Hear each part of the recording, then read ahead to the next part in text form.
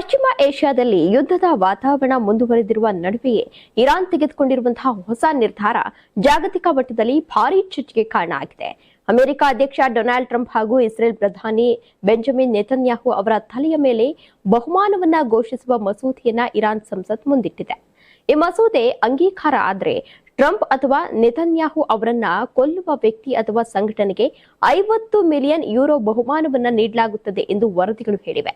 ನೀವು ಸಣ್ಣ ಆಗ್ಬೇಕಲ್ವಾ? ಅದು ಒಂದು ಉತ್ತಮ ಆಹಾರದಿಂದ ಸಣ್ಣ ಆಗ್ಬೇಕಲ್ವಾ? ಪ್ರತಿದಿನ ನಮ್ಮ ಜೀನಿ ಸ್ಲಿಮ್ ನ ಯೂಸ್ ಮಾಡಿ ಯಾವುದೇ ಸೈಡ್ ಎಫೆಕ್ಟ್ ಇಲ್ದಂಗೆ ನೀವು ಸಣ್ಣ ಆಗ್ತೀರಾ. ಶೀಘ್ರದಲ್ಲೇ ಈ ಮಸೂದೆ ಮೇಲೆ ಇರಾನ್ ಸಂಸತ್ತಿನಲ್ಲಿ ಮತದಾನ ನಡೆಯುವಂತಹ ಸಾಧ್ಯತೆ ಇದೆ. ಬ್ರಿಟಿಷ್ ಮಾಧ್ಯಮ ವರದಿಗಳ ಪ್ರಕಾರ ಈ ಮಸೂದೆಗೆ ಪ್ರತೀಕಾರದ ಕ್ರಮ ಎಂಬ ಹೆಸರನ್ನ ನೀಡಲಾಗಿದೆ. ಕೆಲವು ಇರಾನ್ ಸಂಸತ್ ಸದಸ್ಯರು ಟ್ರಂಪ್ ಮತ್ತು ನೆತನ್ಯಾಹು ವಿರುದ್ಧ ತೀವ್ರ ಹೇಳಿಕೆಗಳನ್ನ ನೀಡಿರುವುದು ಗಮನ ಸೆಳೆದಿದೆ. ಇನ್ನು ಈ ಬೆಳವಣಿಗೆಗೆ ಹಿನ್ನೆಲೆ ಕೂಡ ಇದೆ. ಫೆಬ್ರವರಿ 28ರಂದು ಅಮೆರಿಕ ಮತ್ತು ಇಸ್ರೇಲ್ ನಡೆಸಿದ ಜಂಟಿ ವೈಮಾನಿಕ ದಾಳಿಯಲ್ಲಿ ಇರಾನ್ನ ಪ್ರಮುಖ ರಾಜಕೀಯ ಹಾಗೂ ಸೈನಿಕ ನಾಯಕರು ಸಾವನ್ನಪ್ಪಿದ್ರು.